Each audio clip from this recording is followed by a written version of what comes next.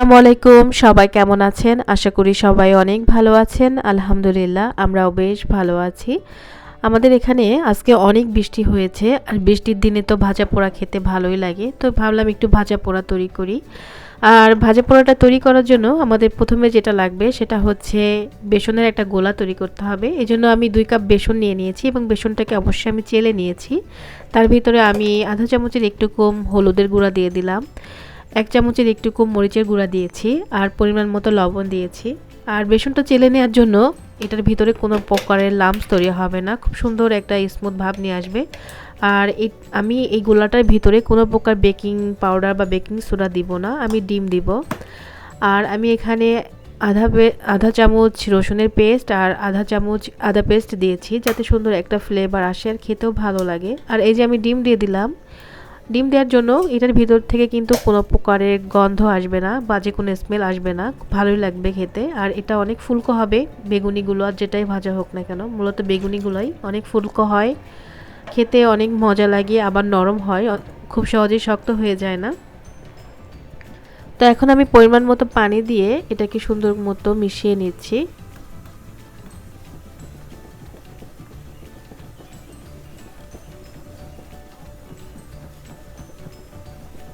আর যেহেতু বেসনটাকে চেলে নিয়েছিলাম, এজন্য এটা সুন্দর মতো মিক্সড হয়ে যাবে, কোনো প্রকার লাম্পস তৈরি হবে না। তো চুলায় আমি একটা প্যান বসিয়ে দিয়ে তার ভিতরে পরিমাণ মতো তেল দিয়ে দিয়েছি। এখন আমি বেগুনিগুলোকে ভেজে নিব। তো বেগুনটাকে আমি যে বড় বেগুনগুলো থাকে ওগুলোকে আমি কেটে মাঝখান থেকে কেটে নিয়েছি, যাতে সুন্দর একটা শেপ হয়, অনেকটা দেখতে কুলি পিঠার মতো লাগে। তো একে একে আমি সবগুলো বেগুনি দিয়ে দিচ্ছি তেলের ভিতরে। এবং চুলার আঁচটা অবশ্যই মিডিয়ামে থাকবে, হাই হিটে ভাজা যাবে না, তাহলে এগুলো দেখা যাবে কি বাইরে থেকে হয়ে গিয়েছে কিন্তু ভিতরটা কাঁচাই থেকে যাবে। এজন্য মিডিয়াম আঁচে রেখে এটাকে ভাজতে হবে। আর আমরা সবাই কম বেশি বেগুনি আলুর চপ এগুলো বানাতে পারি, এটা তো কাউকে শেখানোর কিছুই নাই। আমি আমারটা একটু শেয়ার করছি, আশা করি আপনাদের কাছে ভালো লাগবে। আর ভালো লাগলেই আমার সার্থকতা।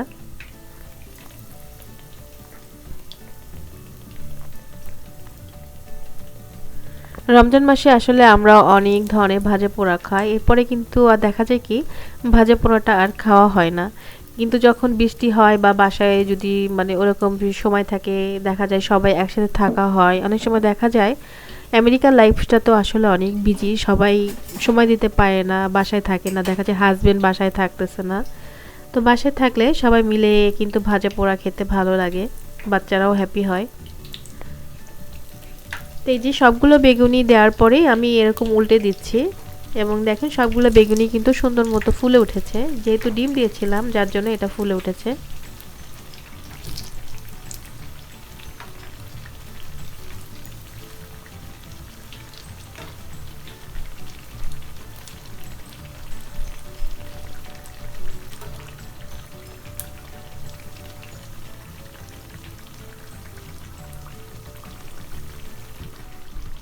তো একপাশে কিছুটা জায়গা ফাঁকা হয়েছে, ওখানে আমি আরো কিছু বেগুনি দিয়ে দিচ্ছি।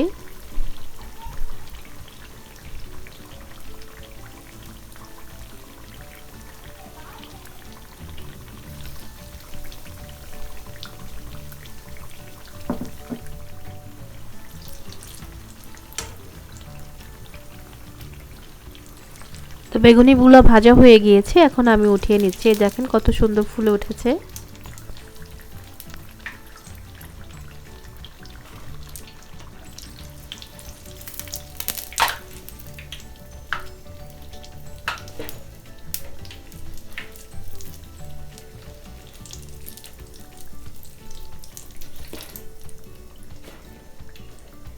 তারপরে আমি ডিম দিয়ে একটা চপ বানিয়েছিলাম, এইভাবে ডিমটাকে সিদ্ধ করে আমি স্লাইস করে কেটে নিয়েছি, তারপরে বেসনের গোলাটার ভিতরে দিয়ে এটাকে ভেজে নিব। অনেক সময় দেখা যায় কি বাচ্চারা ডিম খেতে চায় না, যদি এভাবে ভেজে দেওয়া হয় ওরা কিন্তু খেতে লাইক করবে, এভাবে দিতে পারেন বাচ্চাদের, ওরা লাইক করবে খেতে।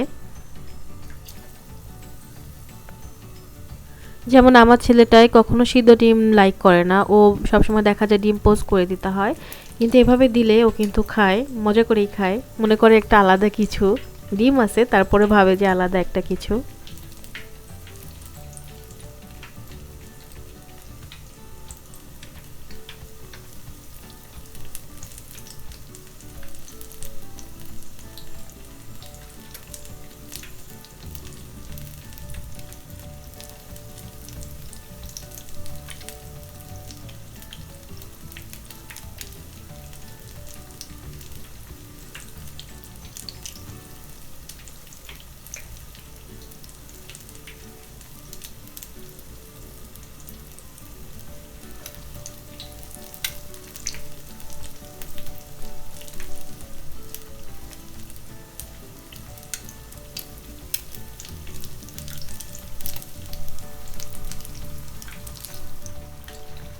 তো এই যে আমি সবগুলো ডিমের চপ উল্টে দিচ্ছি।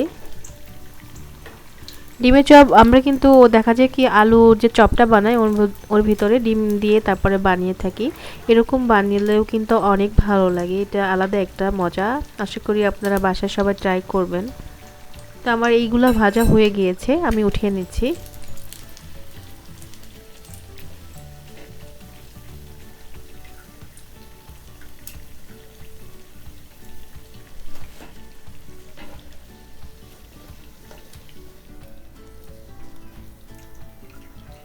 এরপরে আমি কিছু আলুর চপ বানিয়ে নিচ্ছি। তো আলুটাকে সিদ্ধ করে আমি একটু পেঁয়াজ বেরেস্তা, তারপরে লবণ, ধনিয়া পাতা, কাঁচামরিচ এগুলো দিয়ে মেখে একটু আলু যে চপ যেভাবে বানায় এভাবে শেপ দিয়ে তারপরে বেসনের গোলার ভিতরে দিয়ে এভাবে ভেজে নিচ্ছি।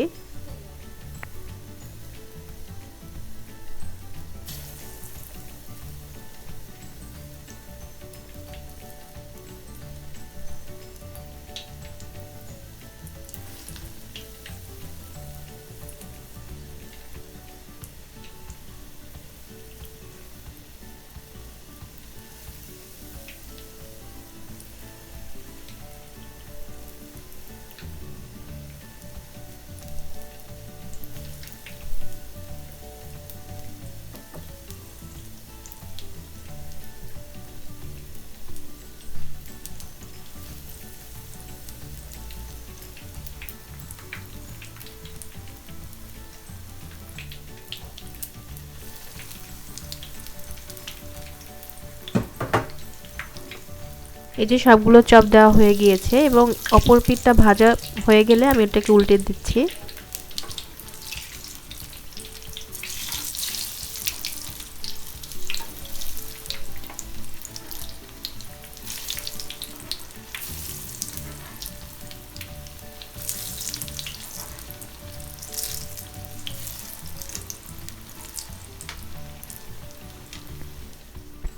তো আমার আলুর চপগুলো হয়ে গিয়েছে, আমি উঠিয়ে নিব।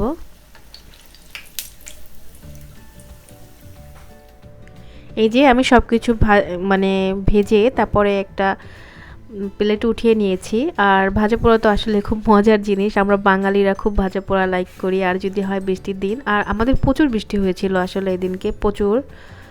আর আমার বেগুনিগুলো কিন্তু অনেক ফুলকো হয়েছে, ভিতরটা দেখেন কত সুন্দর, মানে ফোলার জন্য ভিতরটা ফাঁপা হয়ে গিয়েছে একদম। আর খেতে অনেক মজা ছিল। আর আমার ছেলেটা ডিমের চপগুলো খুব লাইক করেছে। এই যে ডিমের চপটাও অনেক মজার ছিল। আর বলেছিলাম যে আমাদের খুব বৃষ্টি হয়েছে, এত বৃষ্টি হয়েছে মানে একদম পানিতে ভরে গিয়েছে চারপাশটা, মানে মনে হচ্ছে গাড়িগুলো সব ডুবে যাবে এই পাশ থেকে। তারপরে এই সাইডে একটু ডোবা মতো, মানে খাল টাইপের যেটাকে বলে, এখান থেকে হয়তো পানি আগে থেকে যায়, সেটা কিন্তু পুরোটাই ভরে গিয়েছে। এই যে পানি কিন্তু উপরে উঠে আসছে। আর রাস্তায় প্রচুর পানি, এত বৃষ্টি আমি আর দেখিনি কখনো, অনেক বৃষ্টি হয়েছে। আমি আমেরিকা আসার পর প্রথম দেখলাম এত বৃষ্টি। আর আর বৃষ্টি যেমন আমাদের দেশে দেখা যায় কি বৃষ্টির পানিটা সহজে যায় না, এখানে কিন্তু বৃষ্টির পানিটা বেশিক্ষণ থাকে না, এটা খুব দ্রুত নেমে যায়। এতো প্রচুর বৃষ্টি হয়েছিল, প্রচুর পানি। তো আশা করি আজকে ভিডিওটি আপনাদের কাছে অনেক ভালো লেগেছে। যদি ভালো লেগে থাকে অবশ্যই আমার চ্যানেলটি সাবস্ক্রাইব করবেন আর আমাদের জন্য দোয়া করবেন। সবাই অনেক ভালো থাকবেন। আল্লাহ হাফেজ, আসসালামু আলাইকুম।